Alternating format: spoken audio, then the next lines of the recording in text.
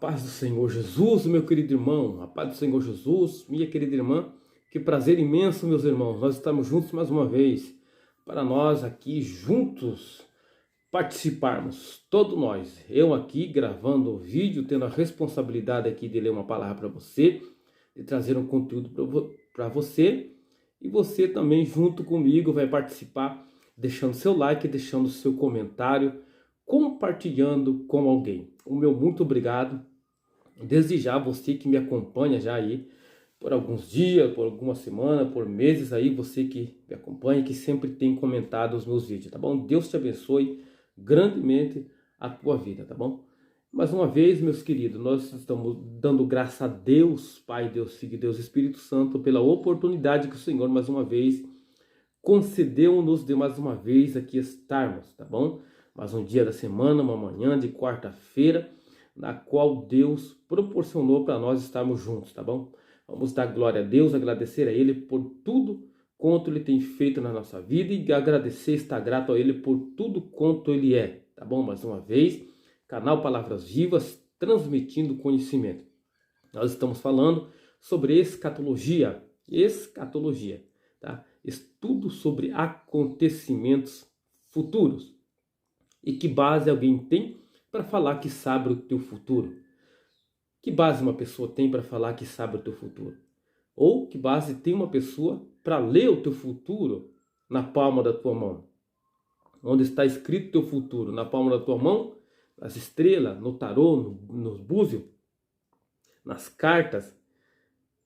Onde está escrito o teu futuro? Qual a fonte verdadeira de conhecimento sobre o futuro?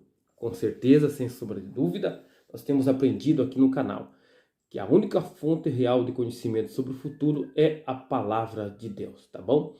Só assim nós sabemos como está já descrito o futuro de toda a humanidade, o nosso futuro em particular como pessoas, como igreja de Jesus Cristo, tá bom? Mais uma vez o canal Palavras Vivas está transmitindo conhecimento. Hoje nós vamos meditar uma palavra, encontra-se no Evangelho de Jesus Cristo, segundo escreveu São Mateus, capítulo 24, e versículo de número 30, tá bom? Peço que você abra sua Bíblia, acompanhe comigo, pegue sua Bíblia. Há um tempinho aí para você pegar a tua Bíblia, abrir ela no Evangelho segundo escreveu Mateus, capítulo 24, versículo de número 30. Já já nós voltamos para fazer leitura da palavra de Deus e darmos continuidade no nosso estudo sobre escatologia, acontecimentos futuros. Irmão, e no Evangelho de Jesus Cristo, segundo escreveu São Mateus, na qual eu mandei você abrir a sua Bíblia aí, por gentileza, por favor, acompanhe comigo, está escrito da seguinte forma, a preciosa palavra de Deus. Está escrito em versículo 30 de São Mateus, capítulo 24, tá? Então aparecerá no céu o sinal do Filho do Homem, e todas as tribos da terra se lamentarão, e verão o Filho do Homem vindo sobre as nuvens do céu, com poder e grande glória. Então aparecerá no céu. Aqui há uma manifestação visível aos olhos de todas as nações. Note o que a Bíblia diz. Então aparecerá no céu o sinal do Filho do Homem, e todas as tribos da terra se lamentarão e verão o Filho do Homem vindo sobre as nuvens do céu com poder e grande glória. Aqui se trata da segunda fase da segunda vinda de Jesus. A primeira nós já falamos aqui no canal, que Jesus virá repentinamente e virá invisível aos olhos de toda a humanidade. Só aqueles que forem salvos no momento, essa é a primeira fase, tá? A primeira fase é essa, ele virá invisível aos olhos de toda a humanidade, e aqueles que forem salvos verão ele, se encontrarão com ele, serão transformados, seus corpos corruptíveis se revestirão da incorruptibilidade, seu corpo mortal se revestirá da imortalidade, e eles subirão ao céu para encontrar Jesus nas nuvens. Aqueles que estiverem mortos ressuscitarão também num corpo incorruptível, num corpo imortal, a encontrar com Jesus nos ares. Esta é a primeira fase da segunda vinda de Jesus. Aqui nós lemos um estudo, algo que se trata da segunda fase, na qual Jesus virá agora e virá de uma forma visível, e todas as tribos da terra verão a manifestação do Filho de Deus. Todas as tribos da terra verão a manifestação do grande Rei, Jesus Cristo, aquele que morreu um dia na cruz do Calvário e que hoje é rejeitado por muitos, que hoje a maioria rejeita. Um dia todos verão a sua manifestação com poder e grande glória. Jesus então aparecerá no céu, a manifestação do Filho de Deus, vindo sobre as nuvens do céu, com poder e grande glória. Nós vamos entrar agora no estudo de escatologia, na qual nós falamos sobre a vinda de Jesus e que Jesus virá. E aqui a Bíblia afirma categoricamente que Jesus virá num estado pessoal. Não é num estado figurado, num sentido alegórico, não. A Bíblia se refere como Jesus virá agora num estado pessoal, virá, aparecerá no céu. E nós vamos ver alguns detalhes aqui sobre essa manifestação de Jesus, na qual todas as tribos da terra verão e se lamentarão, tá? Verão e lamentarão, e verão o Filho do Homem vindo sobre a nuvem do céu com poder e grande glória. Vamos ver alguns detalhes aqui, tá bom? A volta de Jesus em glória, tá?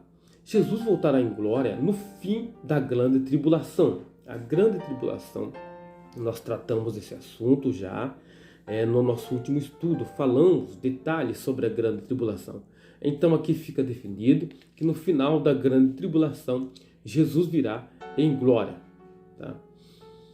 Já vimos como Jesus voltará sobre as nuvens para buscar e arrebatar para si a sua igreja. E dissemos que esta é a primeira fase da sua segunda vinda. Agora, porém, meditaremos sobre a segunda fase dessa vinda de Jesus.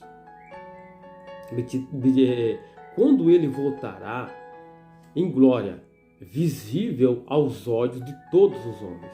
Jesus voltará visível aos olhos de todos os homens, para criar justiça na terra entre os homens, tá bom? Jesus voltará em glória juntamente com a sua igreja glorificada.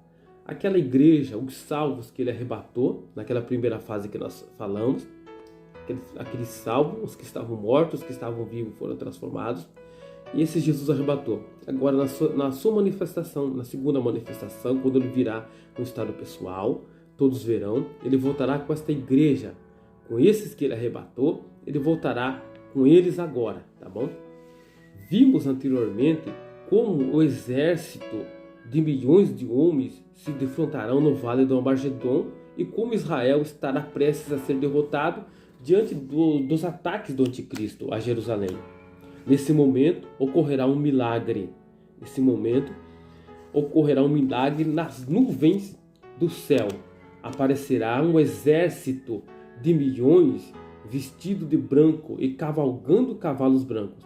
À frente desse exército, vindo do céu, estará um que é mais glorioso que todos, Jesus. Está descrito em Apocalipse capítulo 19, versículo 11 ao 16. O Rei dos Reis, o Senhor dos Senhores.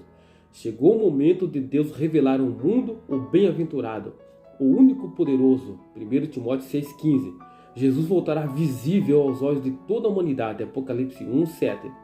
A Bíblia diz que ele porá os pés sobre o Monte das Oliveiras, e este monte, por meio de terremoto, se fenderá em dois.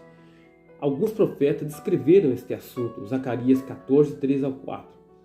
E todos verão a sobreexcelência e a glória do Senhor. Segundo Tessalonicenses, capítulo 1, versículos 7 e 10. Tito 2, 13 e Mateus 16, 27. Este é o sinal do Filho do Homem. A sua igreja estará ao lado de Jesus, pois os salvos, ao lado do Senhor, participarão da vitória total do Senhor Jesus. Todos esses textos bíblicos aqui citados, que eu citei, eles nos dão base para acreditar, para crer que Jesus voltará no estado pessoal, que Jesus voltará para trazer justiça na terra, tá bom? O que acontecerá aos judeus na vinda de Jesus em glória? No momento da volta triunfal de Jesus, os judeus estarão no auge da sua maior aflição. Mas quando Jesus se manifestar em glória, também o Espírito Santo de Deus estará presente, conforme está descrito em Zacarias, capítulo 12, versículo 10, o Espírito sempre glorificou a Jesus. João 16,14 está descrito sobre isso. O Espírito Santo sempre glorificou a Jesus, ele sempre deu testemunho de Cristo aqui, realmente como Cristo é, tá? Todo o povo de Israel, num só momento, reconhecerá Jesus como o Messias, a quem aguardavam, mas que já viera e fora por eles rejeitado.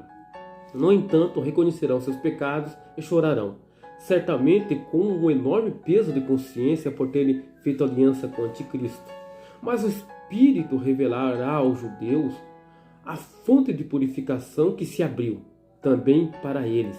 Zacarias 13, versículo 1 e 2.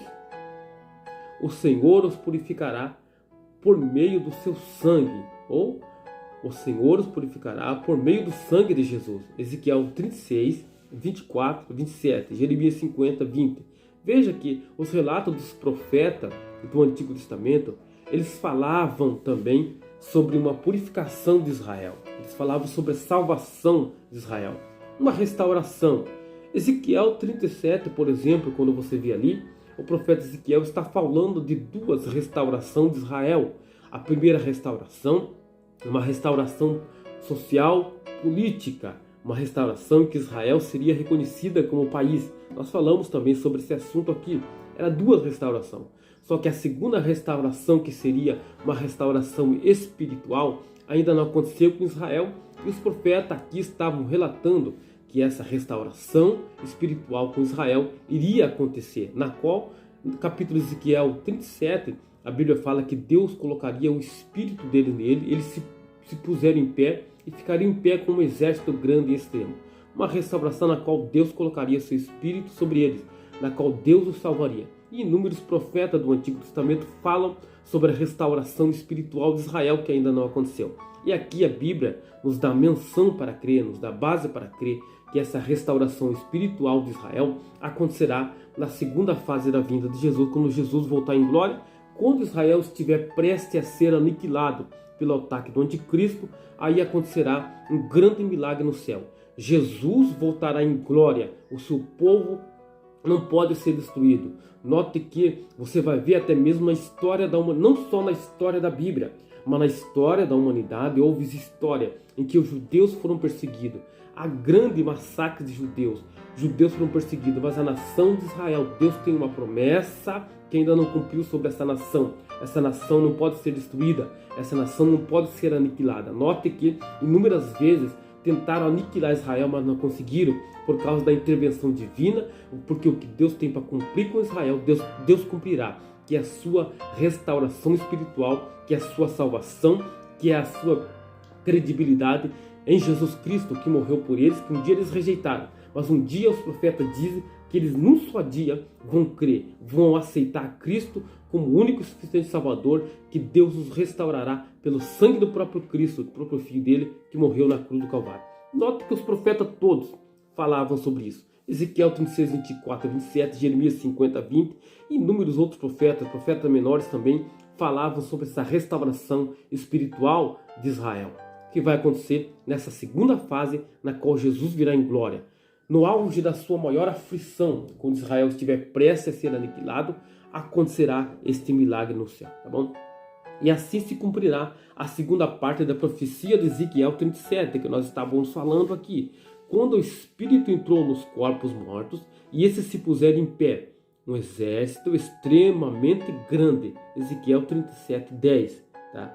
O povo de Israel, que já recuperou a vida nacional, receberá então vida espiritual, pois serão salvos em sua própria terra, pois serão salvos num só dia. Note que os profetas falam sobre este assunto. Isaías 66, versículos 7 e 8. O Senhor fará com eles uma nova aliança. Hebreus 8, do 8 ao 10. Será o tempo de refrigério. Atos 3, 19 e 21. Todo Israel creu e foi salvo. Romanos 11, 26 a 27. Isaías 4, 3 e 4. Oséias 3 e 5. Os profetas menores falando também. Os judeus dirão acerca de Jesus: bendito que vem em nome do Senhor. Então há uma promessa de uma restauração espiritual para aquele povo, para o povo israelita. A palavra de Deus é clara, a palavra de Deus é inconfundível, ela se cumpre a cada dia. Jesus disse: passarão os céus, passarão a terra, mas as minhas palavras estas não passarão. Quando Jesus se manifestar em glória, Jesus virá para salvar Israel. Israel no auge da sua maior aflição, quando estiver prestes a ser destruído, Jesus aparecerá com milhares e milhares dos seus santos cavalgando cavalos brancos para destruir o anticristo. Jesus vencerá o anticristo e seus exércitos, tá bom? Quando o anticristo vir Jesus e o exército celestial, todos montados em cavalos brancos, vindo ao seu encontro, ele se encherá de ódio e furor e convocará os seus exércitos para combater contra Jesus. Apocalipse 19 e 19. Jesus vai aceitar o desafio. Apocalipse 17 e 14. Então se cumprirá a primeira profecia da Bíblia acerca dos acontecimentos dos últimos dias, pois Enoque, o sétimo depois de Adão, viu Jesus chegando com milhares de santos para fazer justiça, castigar os ímpios. No livro de Judas, capítulo 14, versículo 15, um livro bastante pequeno, pouco conhecido, pouco falado, mas é antes de Apocalipse ali. Judas é um livro só, então é o livro de Judas, versículo 14 e o versículo 15, tá? Livro de Judas, é um livro só, versículo 14 e 15, para que você entenda. E veja o que Enoque profetizou e a visão que Enoque teve. Enoque teve a visão do Senhor vindo do céu com milhares dos seus santos para trazer justiça à terra. Certamente Enoque viu uma visão da segunda fase da segunda vinda de Jesus, na qual ele vem nesse estado pessoal que nós estamos nos referindo aqui. Chegou o momento em que o império universal do anticristo será esmiuçado pela pedra cortada sem mãos. Daniel 2, 44 e 45. Vamos comentar sobre a passagem de Daniel. Confira lá na sua Bíblia, também Daniel 2, capítulo 2, versículo 44 e 45.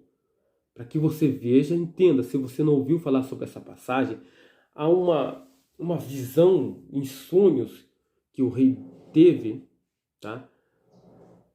E que a interpretação sobre esse sonho que o rei teve, dessa grande estátua, era de todos os reinos. Cabeça de ouro a estátua era, tá? Peito e braços de prata, o seu ventre e coxas de bronze, as pernas de ferro, os pés de ferro misturado com barro.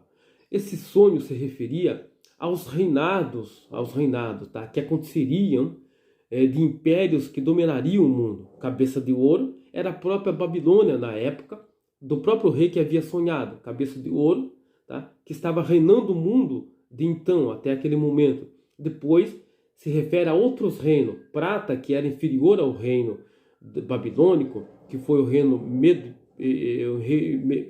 Medo-Persa, se não me falha a memória, que dominaria o mundo depois do reino de Babilônia. E assim por diante.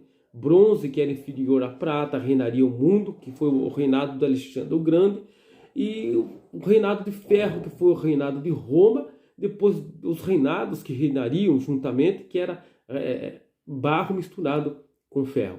Tudo isso era um reinado, mas a visão do reino, o sonho, ainda continuava com um reino maior ainda. Esse reino vinha do céu, e esse reino era representado por uma pedra, que uma mão que se soltava sem auxílio de mão da montanha. Essa pedra caía sobre o pé da estátua e esmiuçava todos aqueles reinos. A prata, o ouro, o bronze, o ferro, tudo era esmiuçado. Ou seja, estava falando de um reinado que iria reinar sobre todos esses reinos e que se tornaria uma montanha, se referindo a esse reinado como um reinado que não tinha fim, tá? Então, esse era o reinado de Jesus. E chegou o momento do reinado de Cristo agora, tá? Chegou o momento que o império universal do anticristo seria esmiuçado pela pedra. Essa pedra que se soltou na visão que teve o rei em sonho, tá bom? Estava se referindo ao reinado de Cristo na sua segunda volta. Que agora Cristo, na sua segunda volta, você vai ver mais por diante que ele voltou para fazer o que aqui? Voltou para estabelecer o seu reinado, que foi o reinado da pedra que esmiuçou todos aquele reino, e esse reino agora de Jesus Cristo não terá fim. Chegou o momento que o Império Universal do Anticristo seria esmiuçado pela grande pedra que foi cortada sem auxílio de mãos. Essa pedra é Jesus, está escrito Atos 4:12. Este será o dia da vitória do Messias sobre aqueles que se levantaram contra ele. O Senhor sairá contra o anticristo como um fogo e os seus carros como uma tempestade. Ele segurará sua espada e brandirá a sua foice. Ele vem para limpar sua ira. A vinda de Jesus em glória é chamada de o dia do Senhor. Esse dia terá chegado. Esse dia é terrível. Então seus adversários serão castigados. Ele pisará o lagar de sua ira. As forças da natureza se levantarão contra o anticristo e seus aliados. E pela presença do Senhor, os exércitos deles perderão sua organização e ordem. E voltarão suas espadas uns contra os outros. Está descrito no profeta Zacarias, capítulo 14, versículo 13. Ezequiel 38:21. Gases venenosos farão apodrecer seus olhos nas órbitas. Zacarias 14:12. O sangue será tanto que alcançará a boca dos cavalos. Apocalipse 14:20. Uma repentina destruição chegará sobre o mundo, pois diante de Jesus toda resistência será inútil. 1 Tessalonicenses 5:3. 2 Tessalonicenses, capítulo 1, versículo de número 8. O anticristo e o falso profeta serão presos, serão trazidos vivos à presença de Jesus. Ele os condenará sumária e imediatamente. E a sentença e a morte eterna será logo executada. O inferno abrirá suas portas e esses dois homens, o anticristo e o falso profeta, que se fizeram instrumentos de Satanás, serão lançados no lago de fogo, que foi preparado para o diabo e seus anjos. Satanás, o dragão, será também preso. Será um anjo que cumprirá a ordem divina de prisão. Ele trará na mão a chave do abismo, que Jesus tirou do próprio diabo. Apocalipse 1, 18, 9 e 1. E uma cadeia. Apocalipse 20, 1 e 2, a referência bíblica. Então Satanás será preso, encarcerado no poço do abismo. Ali ficará por 1000 anos. Apocalipse 20 e 3, a referência bíblica. Que grande vitória! O povo de Deus estará presente neste grande dia, cumprindo-se a profecia de Romanos capítulo 16, versículo 20. Tudo isso aqui é real. É a palavra de Deus que nos dá base para crer no que estamos falando aqui. O combate se encerrará no vale do Armagedon. O sol da justiça raiou. Mateus 4, versículo 1 ao 3, a referência bíblica. Toda a humanidade reconhecerá que Jesus é Senhor. Toda a humanidade reconhecerá que Jesus é o Senhor. Além disso, há uma profecia na Bíblia acerca de Jesus, que toda a humanidade tem que reconhecê-lo como rei. Essa profecia ainda não se cumpriu, porque toda a humanidade, independente do que ele fez, independente das suas obras, independente de tudo que ele fez por toda a humanidade, independente disso, a humanidade ainda não crê em Jesus como rei, ainda não o reconhece como rei, mas há uma profecia um dia que toda a humanidade vai se prostrar diante dele, todo joelho se dobrará, toda língua confessará que Jesus é rei. Existe essa profecia e essa profecia ainda não se cumpriu e vai se cumprir para o futuro. Os pecadores clamarão, montes caem sobre nós, escondem-nos da face daquele que está assentado sobre o trono. Apocalipse 6, versículo 15 ao 17, é a nossa referência bíblica aqui. Então os abutres dos céus se ajuntarão para comer a carne dos reis e dos poderosos. Apocalipse 19, 17. Ezequiel 39, 17 ao 20 são as nossas referências bíblicas. Israel trabalhar para limpar a sua terra e sepultar os mortos. Um trabalho que levará 7 meses. Ezequiel 39, 12, 16, a referência bíblica. Tomarão uma presa abundante, mas todas as armas serão destruídas. Sobreviventes da luta voltarão para suas terras.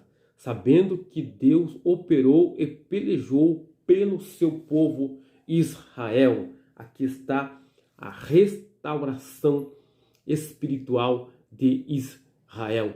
Temos também uma profecia que fala de um julgamento na Bíblia Sagrada. E que esse julgamento não é o julgamento do tribunal de Cristo e também não é o julgamento do grande trono branco. Mas a Bíblia nos dá uma referência bíblica, tá? Mateus 25, 31 ao 36, tá? Que a Bíblia fala sobre o julgamento das nações. Antes de Jesus assumir seu principado e iniciar o governo milenar, depois, mais para frente aqui no nosso estudo, nós vamos falar sobre o milênio, mas Jesus vem em glória, nessa vinda que nós estamos falando aqui, exatamente para isso.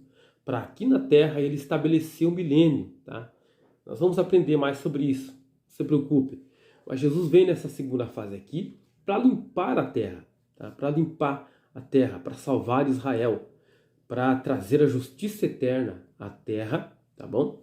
Salvar Israel para estabelecer o milênio. Nós vamos saber o que significa o milênio, esse período no milênio, tá? Mas antes de Jesus assumir, né? Antes de Jesus assumir o seu principado, iniciar o governo milenar, antes vai acontecer isso daqui, o julgamento que nós falamos aqui. Não é o julgamento não é o julgamento do grande trono branco e também não será o julgamento na qual o apóstolo Paulo fala que todos nós vamos comparecer perante o tribunal de Cristo. Não é também o tribunal de Cristo, não é o grande trono branco também, mas é o julgamento das nações, tá?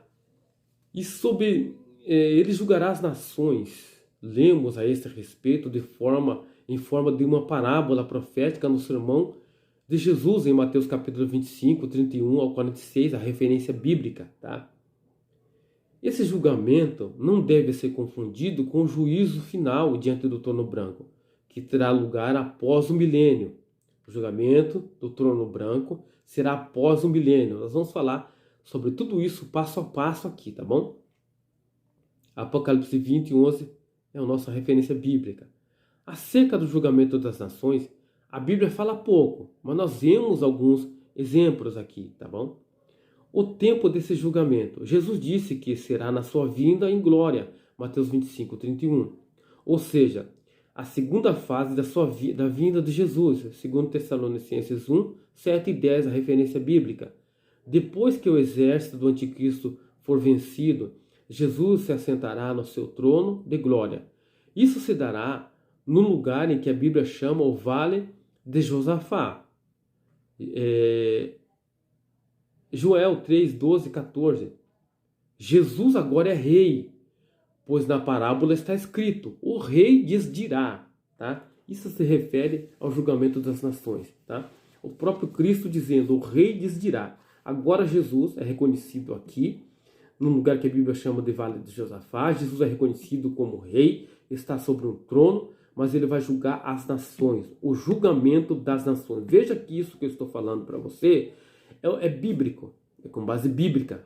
A Bíblia nos fala do julgamento das nações. E esse julgamento das nações se dará na segunda fase da segunda vinda de Jesus, antes de Jesus começar a estabelecer o milênio, o período do milênio. Veja, Mateus 25, 34 a 40. Os que serão julgados diante desse tribunal, está escrito que todas as nações estarão reunidas. Veja o que a Bíblia diz aqui acerca desse assunto. Mateus 24, 32. Todas as nações estarão reunidas perante o julgamento quando Cristo for julgar essas nações. As nações do mundo todo estarão reunidas ali. Somente no julgamento final, diante do trono branco, os homens responderão como indivíduos isolados. Veja a diferença entre esse julgamento das nações e o julgamento diante do trono branco. O julgamento das nações, ali é um julgamento entre as nações. Não é um indivíduo isolado que será julgado, um indivíduo particular que será julgado. Note que somente no julgamento final diante do trono branco, os homens serão julgados como indivíduos isolados, pelos pecados que cometeram. 1 Coríntios 4, 5, a referência. Mas agora, no julgamento das nações, a humanidade será julgada de modo coletivo. Possivelmente virá a presença de Jesus, as autoridades constituídas de cada nação. Então acredita-se que possivelmente, quando a Bíblia fala sobre o julgamento das nações, possivelmente não serão os indivíduos isolados que serão julgados por seus pecados, mas as nações serão julgadas e provavelmente quem vai responder diante desse julgamento serão os indivíduos que são considerados líderes das nações, talvez governantes, prefeitos, os caras que são, digamos assim, os camaradas que são aí, os colarinhos brancos das nações, que terão ali o seu papel principal na frente do juiz, do rei, para serem julgados diante do julgamento das nações. Mas agora, no julgamento das nações, a humanidade será julgada de modo coletivo. Possivelmente virão à presença de Jesus as autoridades constituídas das nações. Os fatos que serão julgados nesse tribunal. Mas o que será julgado nesse tribunal? O que a Bíblia fala a respeito do julgamento das nações? Porque no julgamento há algo, há um fato a ser julgado. E o que será julgado diante desse julgamento das nações? Vamos lá ver o que significa isso? Os fatos que serão julgados nesse tribunal. No julgamento final, diante do trono branco, serão julgados os pecados que se acharem escritos no livro da vida, né? No livro das obras. Entenda, ele está diferenciando aqui. No juízo final, serão julgados os fatos, tá? Os pecados escritos no livro das obras. Apocalipse 20, 12. Porém, no julgamento das nações, não se tratará de pecados individuais, mas do modo de tratar os menores irmãos de Jesus, Mateus 25, 40. Isso se refere certamente aos judeus, que são os irmãos de Jesus segundo a carne. Romanos 8, 5, exemplo bíblico. Vimos em estudos anteriores como os judeus sofreram horrivelmente enquanto espalhados por toda a terra. Foram perseguidos, maltratados e assassinados. A Bíblia diz que Deus sabe quem tratou mal o seu povo. Temos exemplos bíblicos, tá, sobre isso. Jeremias, capítulo 3, versículo 3, 6, 7. Ezequiel 25, 6, 7. Sofonias 1, 8 ao 18. E Obadias 9, 15. Deus sabe que a resistência aos judeus foi, na verdade, oposição a ele próprio. A resistência aos judeus, nessas épocas aqui, foi uma resistência ao próprio Deus. Agora Deus está julgando essas nações por resistirem ao seu povo. Tá? Segundo Reis 18, 22 e 32 ao 25. Quando Abraão representava a nação israelita, Deus prometeu abençoar os que o abençoassem e amaldiçoar os que o amaldiçoassem. Gênesis 12, 3. Isso Deus nunca esqueceu. Essa promessa será levada à presença de Jesus no tribunal que julgará as nações. A promessa que Deus fez a Abraão, quando Abraão representava a nação de Israel, Deus estava dizendo que a nação que abençoasse Abraão, Deus abençoaria aquela nação. Mas a nação que amaldiçoasse Abraão, Deus também amaldiçoaria aquela nação. Certamente, este ponto, esta promessa, no dia do julgamento das nações, será levado em conta. A palavra de Deus, a promessa de Deus não falha. Deus levará em conta nesse dia, tá, essa promessa que Deus fez para Abraão. Então, possivelmente, as nações que amaldiçoaram Abraão, que se opuseram a Israel, certamente no julgamento das nações, elas terão aí um castigo, elas terão aí a sua maldição, porque amaldiçoaram a promessa, a descendência de Abraão, conforme está descrito na Bíblia. A sentença desse tribunal. A Bíblia não revela com detalhes a sentença que essa corte de justiça dará. Parece que decretará bênção ou maldição sobre as nações. Após a catástrofe de Armagedon e o caos generalizado sobre todo o mundo, quando mais de um terço da humanidade perecerá na Terra, é evidente uma reorganização total das nações, seus limites no mapa político da Terra. Certamente as nações que tiverem tratado bem aos judeus terão posição de destaque entre as demais, enquanto a maldição estará sobre os que tiveram maltratado. A Bíblia fala dos reinos que foram esmiuçados. Daniel 2:44. É provável que o Tribunal das Nações promoverá ou confirmará essas mudanças e modificações pelas quais a humanidade passará. A sentença de condenação de morte eterna ou de absolvição para gozo eterno. De que fala a parábola em Mateus 25, 46? Sem falta terão seu cumprimento. cada nação pagará pelos seus feitos e sofrerá as consequências de suas obras. Todavia, não se sabe a sentença da condenação eterna, que forem pronunciada no tribunal das nações. Serão executadas imediatamente ou só no julgamento final diante do trono branco. Não se sabe se o julgamento ali, a sentença, não se sabe se será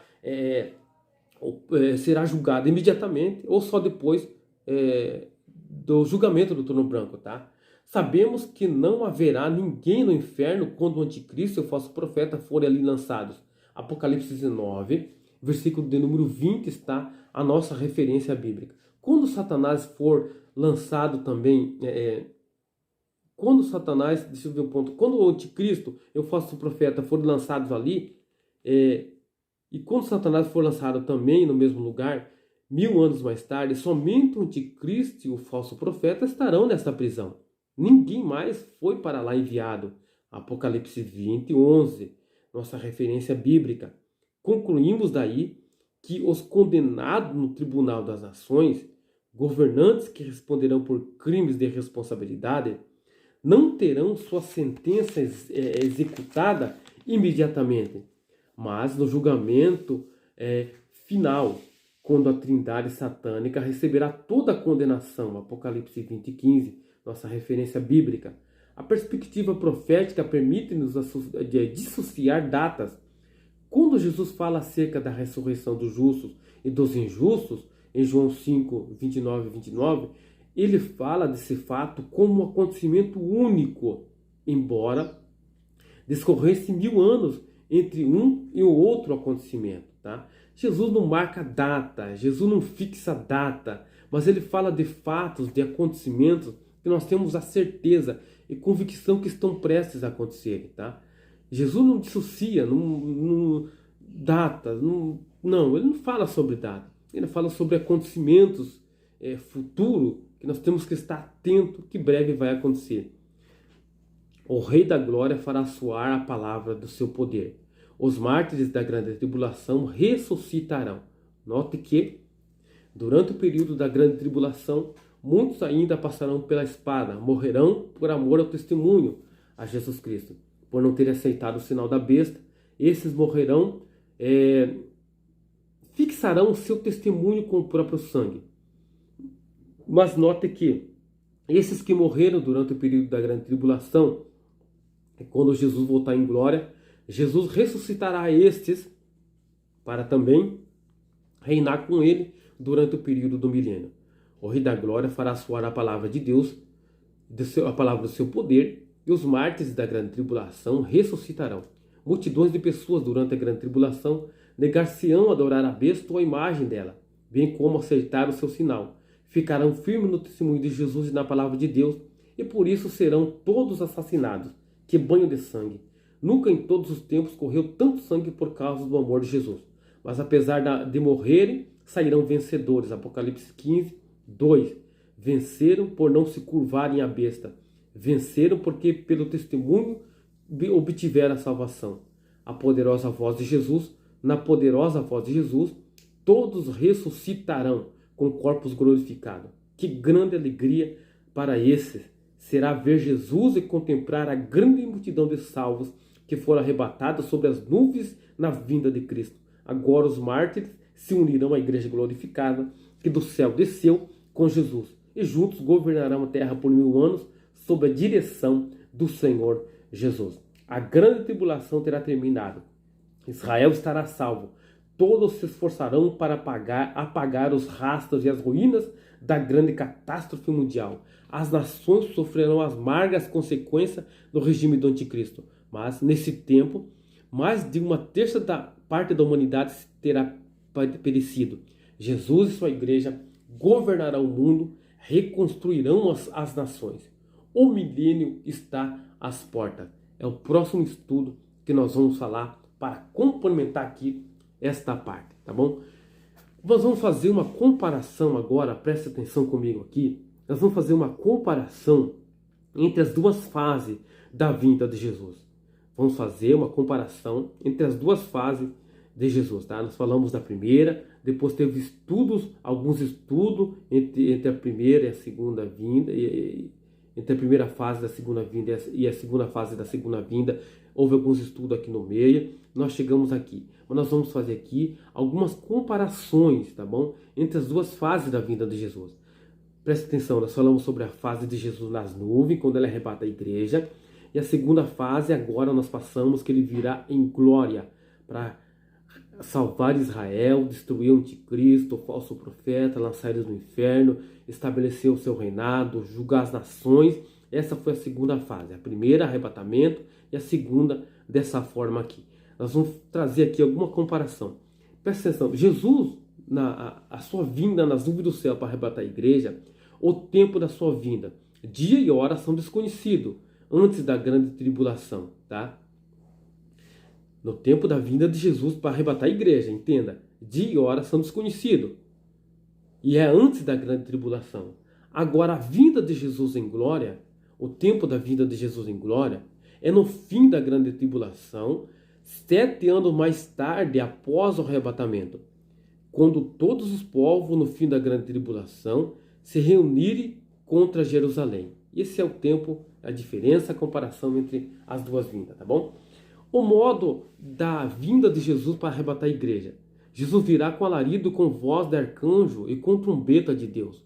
Virá de modo invisível para o mundo, somente os seus fiéis o verão. Virá acompanhado de seus anjos.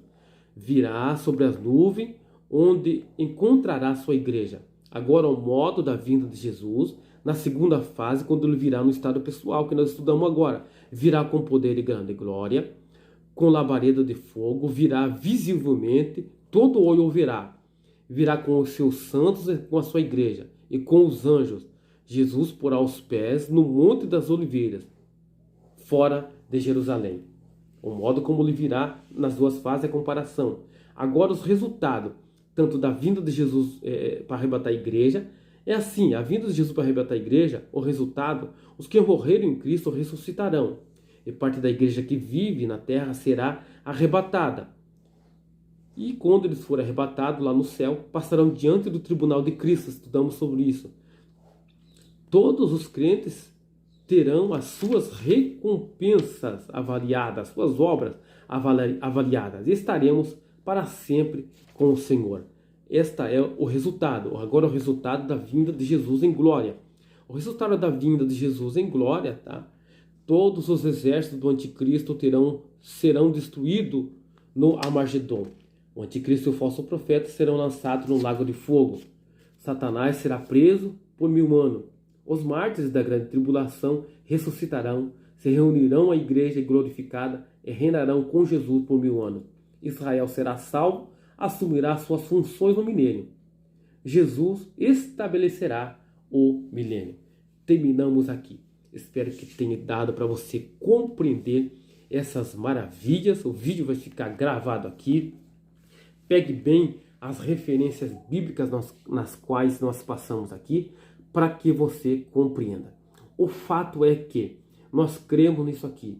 O fato é que a maior esperança minha, em particular como igreja, a maior esperança sua, em particular como igreja, é essa: a volta de Jesus. Esperamos um rei, esperamos um Deus que nos dará vitória sobre tudo, sobre tudo. A maior derrota do homem hoje é a morte. Depois da morte acaba tudo.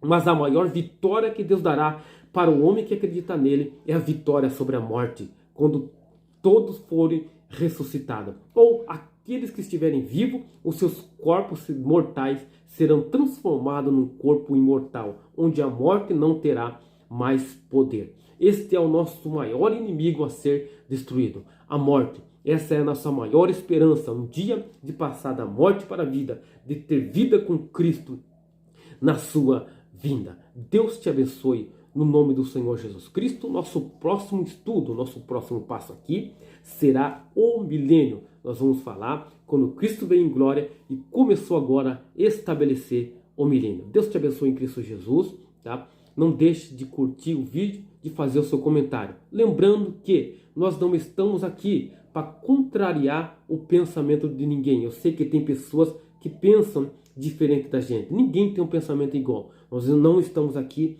para contrariar o pensamento de ninguém. Nós estamos aqui porque temos o direito também de expor o nosso pensamento, de expor aquilo que nós pensamos. Nós temos direito, por lei, de expor aquilo que pensamos. E eu respeito a tua opinião e também exijo o respeito, que respeite também a nossa opinião. Deus te abençoe no nome do Senhor Jesus. E lembrando sempre que o 100% certo, 100% que tem toda a razão é somente Deus. Deus te abençoe, tá bom, meu irmão? E fique na paz do Senhor Jesus e até o próximo estudo, tá bom? Que será o milênio. Deus te abençoe no nome do Senhor Jesus. Amém.